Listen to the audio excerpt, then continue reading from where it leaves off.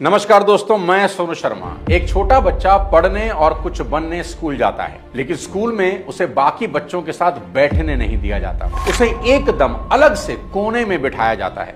उसे प्यास लगती है, पानी सामने है, लेकिन वो खुद पानी नहीं पी सकता क्योंकि उसके छूने से नल गंदा हो जाएगा। समाज उस बच्चे को अछूत मानता है। एक बार की बात है कि बारिश जोरों से हो रही, तेज हवा और तूफान भी था। बच्चा एक घर की ओट में खड़ा था बारिश से बचने के लिए।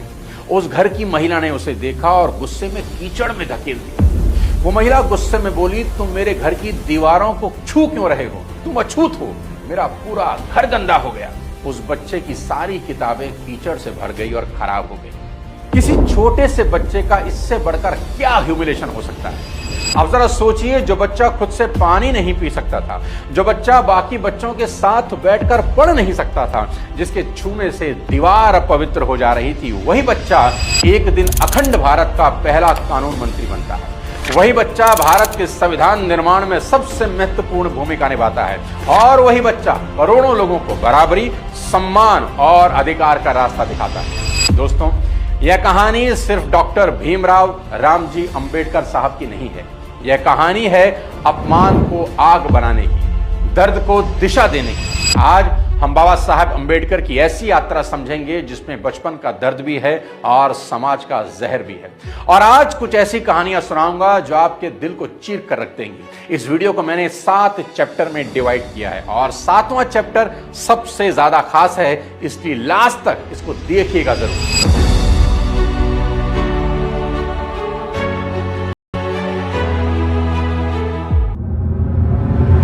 बाबा साहेब अंबेडकर का जन्म 14 अप्रैल 1891 को महू में हुआ, जो मध्य प्रदेश में है। उनके पिताजी रामजी मालो ब्रिटिश इंडियन आर्मी में थे। घर में डिसिप्लिन और एजुकेशन का माहौल था, लेकिन समाज में जाति का जहर था। बाबा साहब बचपन से ही पढ़ाई में बहुत अच्छे थे, लेकिन उस समय भारत में एक बहुत बड़ा दुर्भाग्य था। इंसान की योग्यता से पहले उसकी जाति देखी जाती थी। आज अगर किसी बच्चे का रिपोर्ट कार्ड खराब आ जाए तो घर वाले बोलते हैं, बेटा मेहनत करो, सब ठीक होगा। लेकिन बाबा साहब के जमाने में समाज कहता था, तुम मेहनत कितनी भी कर लो, तुम्हारी जगह नीचे ही है। जिस स्कूल में वो पढ़ते थे, वहां उन्हें अपने भाई के साथ आखिरी सीट पर कोने में बिठाया जाता था, वो भी घर से लाई बोरी के ऊपर।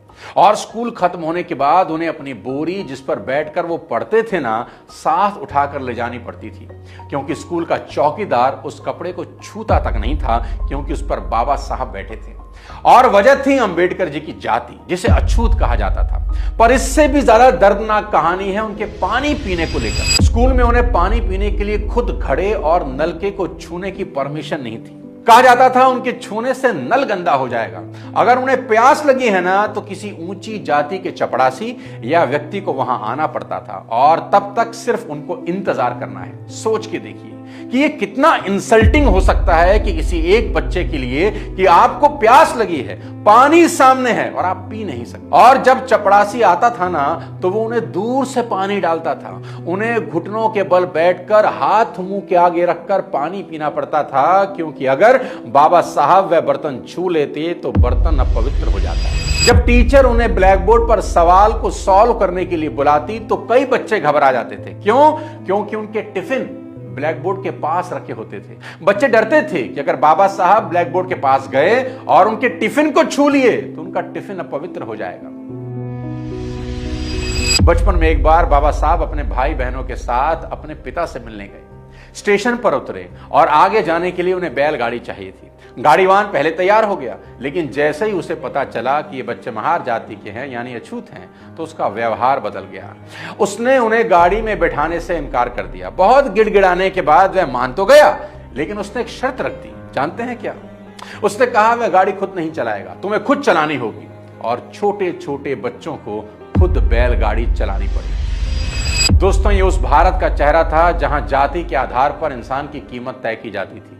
लेकिन यहां बाबा साहब ने एक बात सीख ली कि दुनिया रास्ता अगर नहीं देगी ना, तो रास्ता खुद बनाना होगा। औकात थी पढ़ने की, खुद को इतना ऊंचा उठाने की कि लोगों को आपको देखने के लिए अपनी गर्दन इतनी ऊंची उठानी पड़े कि गर्दन में ही मोच आ जाए। बाबा साहब ने मुंबई के एल्फिंस्टन कॉलेज से बैचलर डिग्री ली और उस समय किसी दलित बच्चे का हायर एजुकेशन तक पहुंचना बहुत बड़ी बात थी। लेकिन बाबा साहब यहां रुकने वाले कहां थे। उन्होंने अमेरिका की कोलंबिया यूनिवर्सिटी से एमए और पीएचडी की, फिर लंदन स्कूल ऑफ इकोनॉमिक्स से एजुकेशन ली, कानून पढ़ा, अर्थशास्त्र पढ़ा, राजनीति पढ़ी, समाज को समझा, धर्म को समझा। दुनिया ने जब उन्हें ह्यूमिलेट किया, उन्हें अछूत कहा, उनका अपमान किया, तो उन्होंने तलवार नहीं उठाई, उन्होंने किताब उठाई। कहते हैं उस जमाने में उनके पास देश में किताबों का सबसे बेहतरीन कलेक्शन था। मशहूर किताब इनसाइड एशिया के राइटर रहे जॉन गुंथे लिखते हैं कि जब 1938 में मेरी अंबेडकर जी से मुलाकात हुई तो उनके पास 8000 किताबें थी और उनकी मृत्यु तक ये संख्या बढ़कर 35,000 हो चुकी थी। सोच के सर चकरा जाता है। बाबा साहब ने 3 बड़ी इंपॉर्टेंट चीजें कही थी। पहला, शिक्षित बनो, दूसरा, संगठित रहो, और तीसरा, संघर्ष करते रहो। और यह कोई नारा नहीं था, यह एक फॉर्मूला था। उनका कहना था शिक्षित बनो क्योंकि बिना ज्ञान के समाज तुम्हें बार बार धोखा देगा। फिर उन्होंने कहा संगठित रहो क्योंकि अकेले इंसान को दबाना बहुत आसान होता है। और फिर वो बोले संघर्ष करो क्योंकि अधिकार कभी प्लेट में सजा कर नहीं मिलते। गौर करने वाली चीज यह है कि बाबा साहब ने शिक्षित बनो पहले कहा और संघर्ष करो बाद में, क्योंकि बिना ज्ञान का संघर्ष कई बार शोर बन जाता है दोस्त, और ज्ञान के साथ संघर्ष आने वाली पीढ़ियों को बदल देता है। बाबा साहब की जिंदगी में महाड़ सत्याग्रह किसी युद्ध की पहली निर्णायक लड़ाई जैसा था, क्योंकि यह लड़ाई सिर्फ पानी की नहीं थी, यह लड़ाई थी सम्मान और इंसान होने के अधिकार की। 1923 में बॉम्बे लेजिस्लेटिव काउंसिल में समाज सुधारक एसके बोले ने एक प्रपोजल रखा कि जिन लोगों को उस समय अछूत कहा जाता था उन्हें सार्वजनिक कुओं, तालाबों, स्कूलों और सरकारी सुविधाओं का उपयोग करने का अधिकार मिलना ही चाहिए। 1924 में महानगर पालिका ने इसे मंजूरी दी। कागज पर अधिकार तो मिल गया, लेकिन जमीन पर छुआछात अब भी वहीं खड़ा था।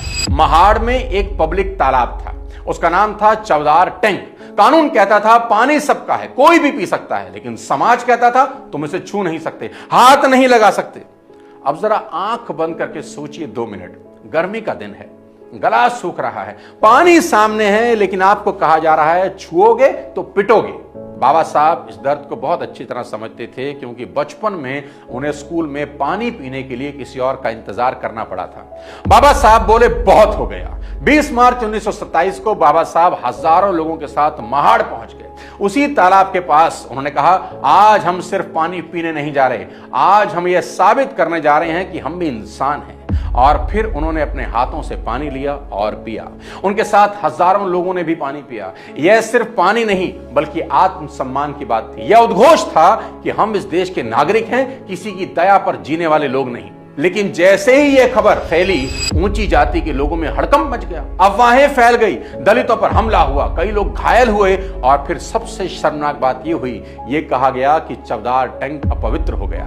उसकी कथित शुद्धि के लिए गौमूत्र और गोबर का इस्तेमाल किया गया, मंत्र पढ़े गए। सोचिए दोस्तों, किसी के छूने से पानी कैसे गंदा हो जाता है। तालाब अपवित्र नहीं हुआ था, समाज की मानसिकता पवित्र थी। उस दिन बाबा साहब ने समझ लिया कि सिर्फ कानून बना देना काफी नहीं है, समाज की चेतना को बदलना होगा। क्योंकि अगर कागज पर अधिकार हैं लेकिन जमीन पर इंसान को पीटा जा रहा है तो संघर्ष अभी खत्म नहीं हुआ। अब कहानी का सबसे पावरफुल मोड़ आता है। 1947 में भारत आजाद हुआ। पंडित नेहरू की लीडरशिप में देश की पहली सरकार बनी और अखंड भारत के इतिहास में वो बच्चा, जिस बच्चे को स्कूल में पानी नहीं पीने दिया गया, स्कूल में जिसे अलग से कोने में बिठाया गया, किसी के घर की दीवार के साथ खड़े होने पर जिसे धक्का देकर कीचड़ में गिरा दिया गया, वो बच्चा अब स्वतंत्र भारत का पहला कानून मंत्री बन गया। जिसे समाज ने अछूत कहा, आज उसी व्यक्ति के हाथों अब देश के नागरिक अधिकारों की नींव रखी जानी थी। और यह कोई छोटी बात नहीं थी, यह इतिहास को करारा जवाब था। और फिर बाबा साहब संविधान सभा की ड्राफ्टिंग कमेटी के चेयरमैन बने। उन्होंने भारत के संविधान को आकार देने में सबसे इंपॉर्टेंट रोल प्ले किया। आज देश का संविधान सिर्फ कानून की किताब नहीं है, यह संविधान उन लोगों की उम्मीद है जिन्हें सदियों तक बराबरी नहीं मिली। बाबा साहब अंबेडकर के करीबी रहे। शंकरानंद शास्त्री अपनी किताब my experiences and memories of doctor Baba Saheb Ambedkar में लिखते हैं कि मैं रविवार 20 दिसंबर 1944 की दोपहर 1 बजे अंबेडकर जी से मिलने उनके घर गया। उन्होंने मुझे अपने साथ जामा मस्जिद इलाके में चलने के लिए कहा। वो उन दिनों पुरानी किताबें खरीदने का अड्डा हुआ करता था। उनके जामा मस्जिद में होने की खबर चारों तरफ आग की तरफ फैल गई। लोग उनके चारों ओर इकट्ठा होने लगे। इस भीड़ में भी उन्होंने अलग अलग टॉपिक पर कोई 2 दर्जन किताबें खरीदी। और सबसे कमाल की बात यह है कि वो अपनी किताबों को किसी को भी पढ़ने के लिए उधार नहीं देते थे। वो कहा करते थे कि अगर किसी को उनकी किताबें पढ़नी है तो उनकी लाइब्रेरी में आकर पढ़ सकता है। अंबेडकर जी के एक और अनुयायी नामदेव निवगड़े साहब अपनी किताब in the tiger shadow the autobiography of Ambedkar में लिखते हैं कि रात में अंबेडकर अपनी पढ़ाई में इतना खो जाते थे कि उन्हें बाहरी दुनिया का कोई ध्यान ही नहीं रहता था। एक बार देर रात में उनकी स्टडी में गया और उनके पैर छू लिए। बाबा साहब ने बिना ऊपर देखे कहा, टॉमी ये मत करो। टॉमी उनका कुत्ता था। जब बाबा साहब ने ऊपर देखा और सामने नामदेव जी को पाया तो वो थोड़ा झेंप गए। अब आप जरा सोचिए कि पढ़ाई में कितनी गहरी होगी उस इंसान की रुचि कि इंसान को लगे कि पैर किसी व्यक्ति ने नहीं, कुत्ते ने छुए हैं। बाबा साहब का जीवन बहुत साधारण था। वो टाइम को सोने से भी ज्यादा कीमती मानते थे। जब कोई उन्हें बाहर खाने पर बुलाता तो बाबा साहब साफ कह देते थे कि अगर दावत देनी है तो खाना मेरे घर भेज दो। बाहर आने जाने और बेकार की बातों में मेरा 1 घंटा बर्बाद होगा, मैं उस 1 घंटे में कोई बेहतर काम कर सकता हूं। सोचिए दोस्तों, हम लोग 1 घंटा बचाने के लिए नहीं, 1 घंटा काटने के लिए मोबाइल खोलते हैं। और बाबा साहब वो 1 घंटा बचाकर इतिहास लिख रहे थे। इतना बड़ा नेता, इतना बड़ा विद्वान, लेकिन न शराब, न स्मोकिंग, न दिखावा, खाना भी बेहद सिंपल। बाजरे की रोटी, थोड़ा सा चावल, दही और थोड़ी सी मछली। आजकल थोड़ा पैसा आते ही लाइफस्टाइल बदल जाती है। लोग कहते हैं भाई स्टेटस मेंटेन करना पड़ता है, लेकिन बाबा साहब ने सिखाया कि स्टेटस कपड़ों से नहीं, ज्ञान से बनता है। कहते हैं बाबा साहब कभी कभी खुद खाना भी बनाते थे। एक बार उन्होंने अपने हाथों से 7 पकवान बनाए और मेहमानों को खिलाया। उन्हें मूली और सरसों का साग बेहद पसंद था। अब जरा सोचिए, भारत की एग्जीक्यूटिव काउंसिल का लेबर मेंबर अपने हाथ से खाना बना रहा है। और आजकल कुछ लोगों को डेजिग्नेशन मिल जाए तो आदमी चाय का कप खुद नहीं उठाता। कहते हैं बाबा साहब को बागवानी का बड़ा शौक था। किताबों के बीच रहने वाला आदमी पौधों से भी प्यार करता था। संघर्ष से भरा हुआ आदमी फूलों में भी सुंदरता देखता था। वे कुत्तों से बहुत प्रेम करते थे। एक बार उनके पालतू कुत्ते की मौत हुई तो बाबा साहब फूट फूट कर रो पड़े, क्योंकि बाबा साहब बाहर से तो चट्टान थे लेकिन अंदर से कोमल इंसान की तरह थे। यही उनकी महानता थी। सीख क्या है? बड़ा आदमी वह नहीं जो छोटे काम करने में शर्म करे। बड़ा आदमी वह होता है जो बड़े पद पर बैठकर भी इंसान बना रहे। बाबा साहब ने हमें सिखाया, समय बचाओ, ज्ञान बढ़ाओ, जीवन सरल रखो और दिल को कठोर मत बनने दो, क्योंकि जिंदगी में ऊंचाई पर जाना बड़ी बात नहीं है, ऊंचाई पर जाकर भी विनम्र रहना बहुत बड़ी बात है। अपने जीवन के अंतिम पड़ाव में बाबा साहब ने वायलेंस सीखना शुरू किया। उनके सचिव रहे नानक चंद रत्तू अपनी किताब last few years of doctor Ambedkar में लिखते हैं, एक दिन मैंने उनके बंद कमरे में चुपके से झांक कर देखा, एक अद्भुत नजारा मुझे दिखाई दिया। बाबा साहब दुनिया की चिंताओं से दूर अपने आप में मग्न एक कुर्सी पर बैठे वायलिन बजा रहे थे। मैंने जब ये बात घर में काम करने वाले लोगों को बताई तो सबने बारी बारी जाकर वो अद्भुत नजारा देखा और सभी बेहद खुश हुए। बाबा साहब ने जीवन भर जाति व्यवस्था के खिलाफ लड़ाई लड़ी। उन्होंने बहुत पहले कह दिया था कि मैं हिंदू के रूप में पैदा जरूर हुआ हूं, लेकिन हिंदू के रूप में मरूंगा नहीं। और फिर आया वो ऐतिहासिक दिन, 14 अक्टूबर 1956, नागपुर। लोग दूर दूर से चले आ रहे थे। कोई पैदल आया, कोई साइकिल से, कोई बैलगाड़ी से, कोई कार से। मकसद सिर्फ एक था, बाबा साहब के साथ इतिहास का हिस्सा बनना। उस दिन लाखों लोगों ने बाबा साहब के साथ बौद्ध धर्म अपनाया। यह सिर्फ धर्म परिवर्तन नहीं था, यह सदियों के अपमान का जवाब था। यह कहना था कि हम उस व्यवस्था का हिस्सा नहीं रहेंगे जो हमें इंसान मानने से इनकार करती है। लेकिन नियति का खेल देखिए, इस ऐतिहासिक घटना के कुछ हफ्ते बाद 6 दिसंबर 1956 को बाबा साहब इस दुनिया से चले गए, एक सितारा जो आकाश में विलीन हो गया। बाबा साहब अब संसार से आखिरी विदा ले रहे हैं। बाबा साहब जैसे लोग मरते नहीं हैं, शरीर चला जाता है लेकिन विचार जिंदा रहते हैं। दोस्तों, यह सिर्फ एक सक्सेस स्टोरी नहीं है, यह कोई रिवेंज स्टोरी भी नहीं है, यह ट्रांसफॉर्मेशन स्टोरी है। बाबा साहब को सच में अगर सम्मान देना है तो सिर्फ उनकी तस्वीर लगाने से बात बनेगी नहीं।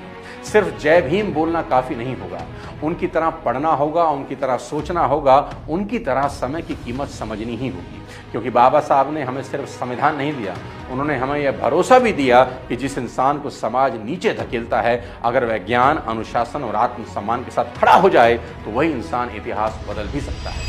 और अंत में बस इतना याद रखिए कि जिस बच्चे को पानी नहीं मिला, उसने देश को अधिकारों का अमृत दे दिया। जिसे अछूत कहा गया, उसने भारत को संविधान दिया। जिस समाज ने उसे अलग बिठाया, उसे इतिहास ने सबसे ऊंची जगह पर बिठा दिया। यही है बाबा साहब अम्बेडकर, संघर्ष का नाम, ज्ञान का नाम, आत्मसम्मान का नाम और भारत की चेतना का नाम। वीडियो अगर पसंद आया हो तो अपने 3 चाहने वाले